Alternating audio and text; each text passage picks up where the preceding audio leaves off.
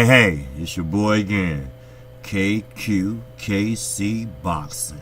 Yes, sir, I am grinding today. Third video up. And yes, you read it right. Top rank. Not Bob Arum, but the matchmaker.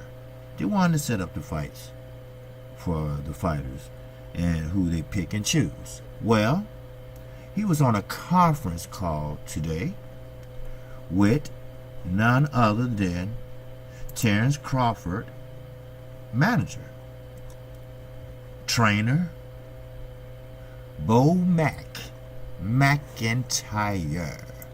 And the subject was, now you can go to the Boxing Voice and read the article. That's the source of this. Now, Bo Mac, top rank president or matchmaker, you want to call it, had a conference call,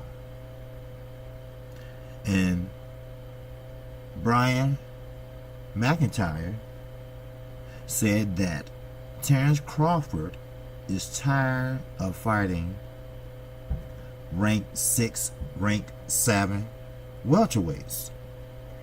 After the Jose Benavidez Jr. fight, he wants a fight with the top champions of the welterweight division. And actually, Bo Mac is demanding this. If you read the article, you can see that he said that make it happen. Terrence wanted to happen, so make it happen. Terrence expects to fight Earl Spence next. Terrence Crawford wants to unify all the belts in the welterweight division. He do not want to fight no one else but champions. And you know who was top of the list? You guessed it, Earl Spence. He said, we're not going to act like they act on the 8th.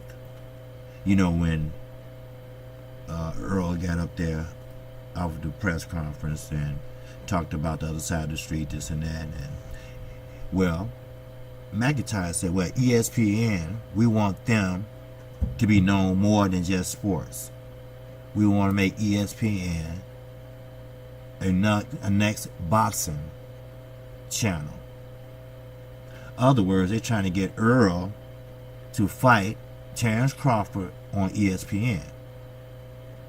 Now, as Earl Spence said, he ain't fighting on ESPN. No, he's not. Especially after Al HAYMON has got that deal with Fox Sports 1 and Fox Network. And who the hell is Bo McIntyre talking about make it happen? It doesn't matter. You can do it. Make it happen. This is what Terrence wants. Well, Terrence is not going to get it. Okay? Terrence is not all that. He's a great fighter. Yes, he is. But you're not just going to roll over and tell an Al HAYMON fighter, we want you. It doesn't matter where and how much, as long as it's on ESPN. That's not going to work. And of course, top ranked president said, well, everybody want to look in their crystal ball and want things to happen. And it's not that easy, which is not. So, other words, Earl Spence got under their damn skin. They can say this, they can say that, they can tweet this, they can tweet that. But Earl Spence, he really fucked with them, you know? I'm telling you. People have thin skin, especially Terrence Crawford. Now, I'm not going to mention any names, but this ain't the first time he's been a softie. I'm going to put it that way. He either sick his lawyer on you, or his manager on you, or he tweets something that he doesn't like, or he tweets something that he don't like you what you say. For him to be a great fighter, you know, I'm not going to take that from him. He is a great fighter, but he's a sensitive motherfucker. I mean, damn. Really? I mean, really? You sick your lawyer on, motherfucker? Damn. Now, you know lawyers charge by the hour. I mean, is it that serious? You didn't like a video? So therefore, you want him to take it down? Because your little feelings was hurt? Be a man. And say, hey, look, dude, get in touch with me. I'll give you an interview.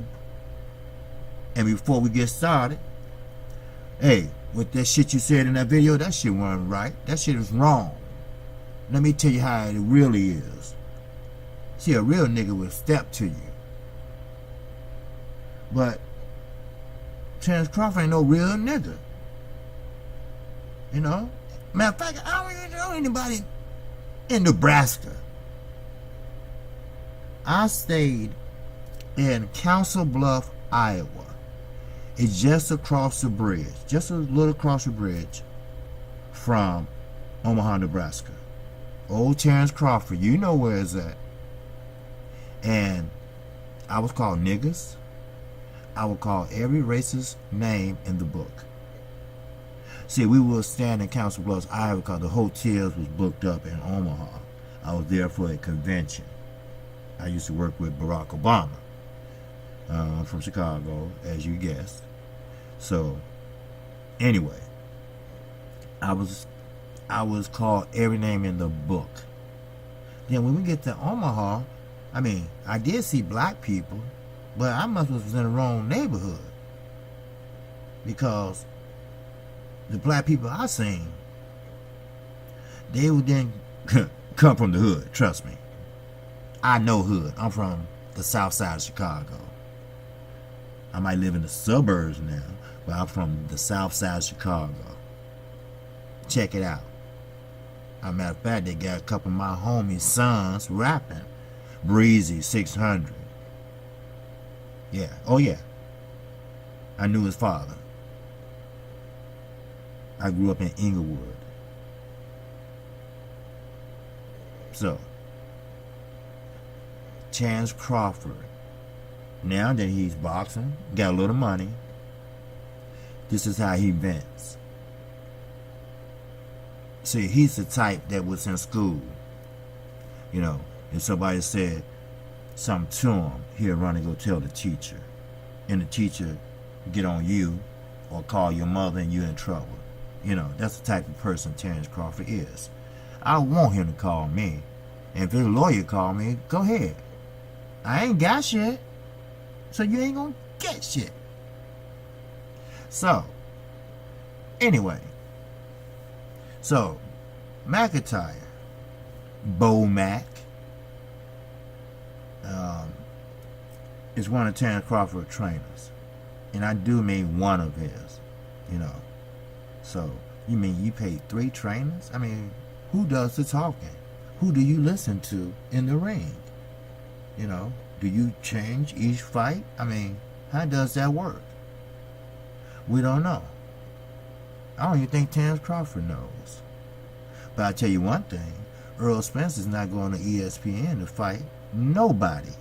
on that side of the street, since y'all want to make fun of that. And sure, Terence Crawford should fight a level 6 or 5 fighter. He just got in the division. Earl Spence had to work his way up to a title fight. And what did he do? He stood up like a man. He went over to another country, and all those fans screaming all kind of names. He smiled just a little bit because he's that chill type dude, you know. And he took that belt and brought it back over the pond. That's what you call working your way up to success.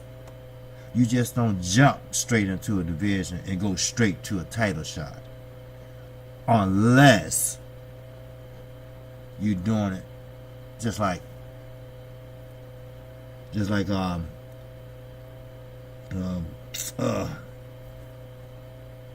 Rigondeaux. I'm sorry, Rigondeaux and Lomachenko. He jumped up 2 weight classes to fight him. Terence Crawford just moved up. That's all. He didn't jump up no 2 weight classes. He just moved up from 140 to 147. That's all. And relinquished the belts. Then he won one from Jeff Horn, which was what, a level 10. Anybody could have beat Jeff Horn. So I'm not saying Terence Crawford is a bad dude. I'm not saying that his trainer is a bad dude. But I will say this. You don't make no demands. You all are not in the position to make demands. You're in a position to make demands to your promoter, but you're not in a position to make demands to your promoter and to Earl Spence, promoter / advisor. No, you're not. You have to wait your turn, because that's the way it is. Learn it, live it, and love it. Terence Crawford is not no one that should receive special favors. He should get treated like everyone else in the welterweight division. Dennis Ugas, great fighter. He's working his way up. Matter of fact, he's a mandatory now. He fought an eliminator and won. He had to work himself in the, I'll call it, rotation. Now, remember Terence Crawford when they was trying to get you to fight Amir Iman at 140? And what happened? Adrian Granada, what? Stopped him, right? So, what did you say? Wait a minute, I can't hear you. What else you say? Oh, you say he lost. He had to start from the bottom. You got to start over. Well, you have to start over, because you're in another division. It basically worked the same. Only thing about it, you never got knocked out by a 147 pounder. You have to work yourself up. You have to fight an eliminator. Then you'll fight as a mandatory if you get the fight. Then you fight for a belt. You're no one special, Mr. Crawford.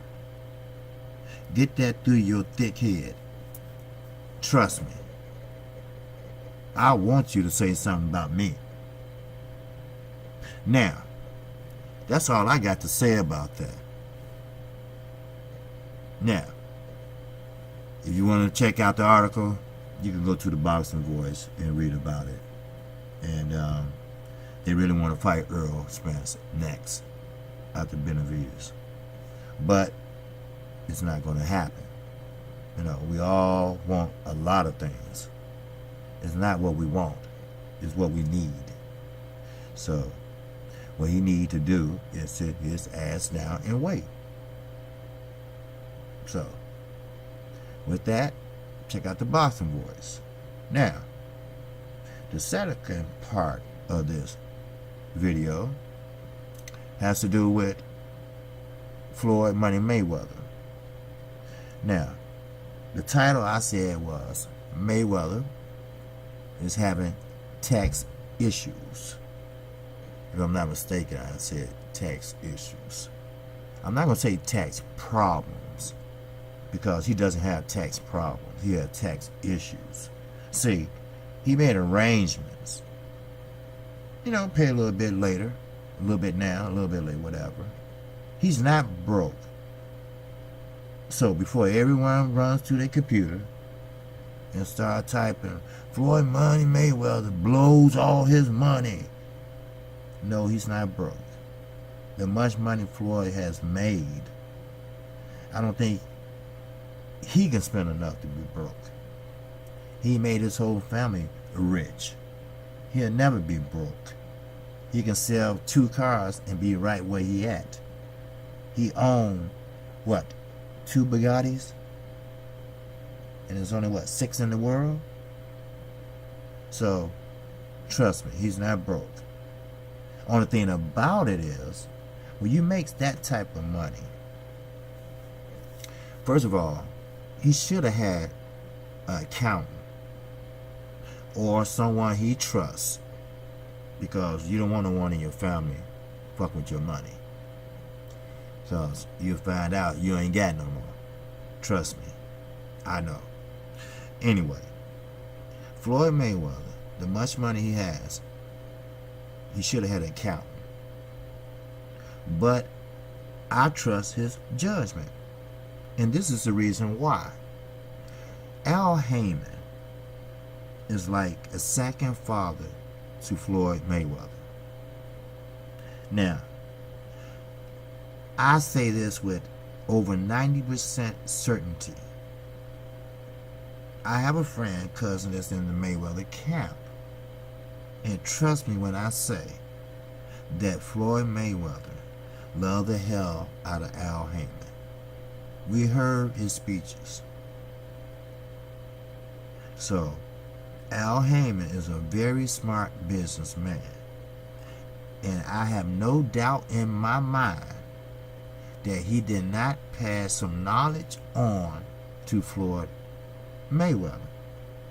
I have no doubt in my mind that Warren Buffett did not pass on some knowledge to Floyd Mayweather. Now, he might have some money tied up in investments, property, anything. And he don't want him. I mean, I'm quite sure he can pay him right off right now. All you gotta do is just list your assets. A bank will be happy to get him a loan. Trust me. And there you go. He paid them all right there. But he rather do it the simplest way. Hold off. Just wait a little bit longer, because I haven't got all my money from the McGregor fight. And the IRS agreed, because they know he's good for it. That's why his ass is not in jail.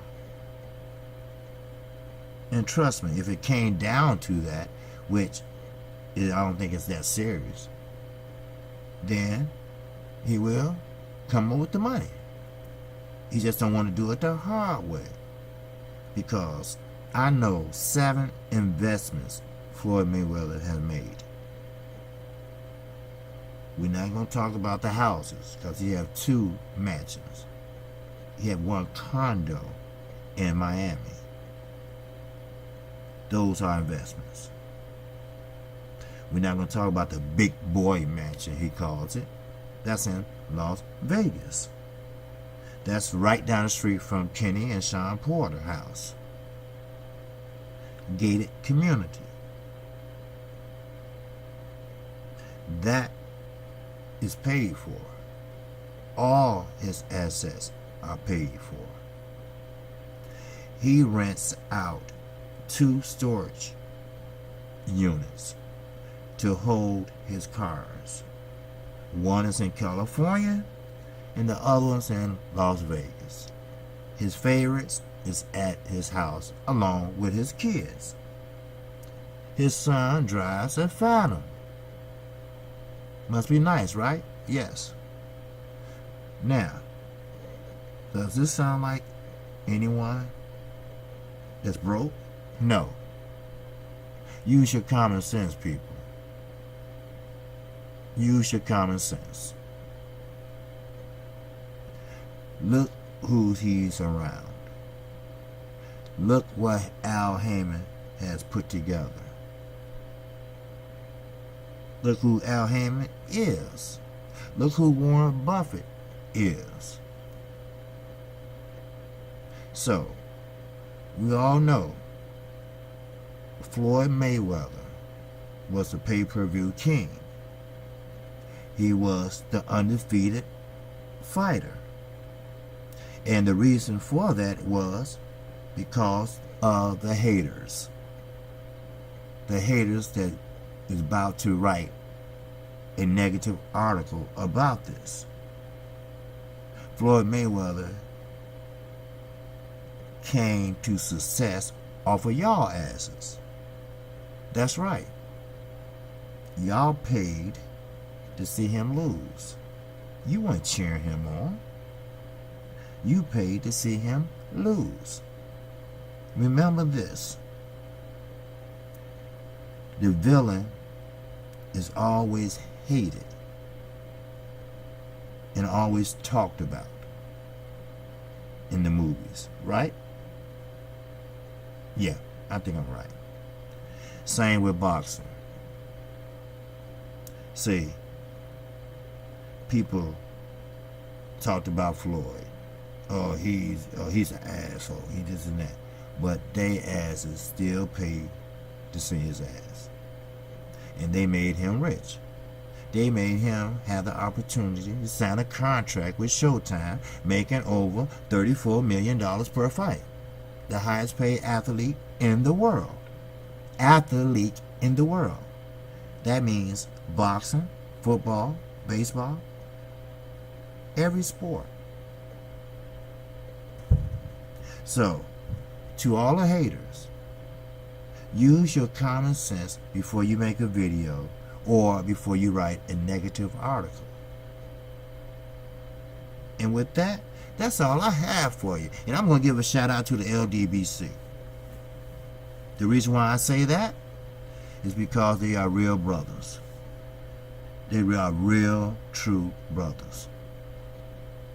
They help you out without you even asking for help. You see that I only have, I think it's 83 subs. Brothers like Fanad, the Boxing Clinic, CJ Goodfellow. I mean, they reached out and helped me. Because of them, I got 7 more subs. And this was since last night. And I'm grateful. Matter of fact, I'm very grateful. I always respected the LDBC. And I still mean what I say. That the LDBC should spearhead a union or HMO program for all the fighters in professional boxing. See, people, they don't have insurance. They have to buy it once they get up to that level. But what about the guys that turn pro, that's 5-0, or 7-0,